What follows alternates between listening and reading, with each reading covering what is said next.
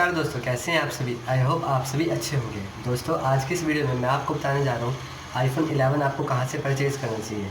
दोस्तों आप सभी को पता होगा कि आईफोन ने अभी अनाउंसमेंट करके ये बात बताई है, अगर आप आईफोन 11 को उनका जो ऑफिशियल साइट है और जो उन्होंने ऑनलाइन स्टोर को लॉन्च कराया है इंडिया में, वहाँ से परचेज़ करेंगे तो आपको जो आईफोन 11 है वो 68,300 रुपीज़ का पड़ेगा, जिसमें कि आपको एयरपोर्ट्स जो कि अप्रोक्स 14 से 15,000 तक होंगे वो एब्सोल्युटली फ्री मिलेंगे।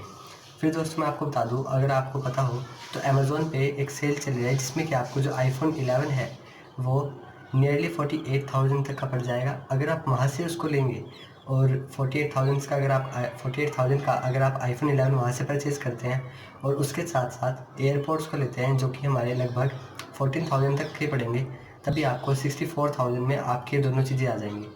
तो दोस्तों अब आप पर डिपेंड करता है कि आप इसको कैसे लेते हैं, अमेज़ोन से लेंगे या फिर एप्पल की जो ऑफिशियल साइट है वहाँ से। तो दोस्तों आज की वीडियो में इतनी। आई होप आप सभी को वीडियो पसंद है। वीडियो को लाइक कमेंट करके प्यार दें और अपने दोस्तों के साथ शेयर करें। Thanks for watching. May God bless you.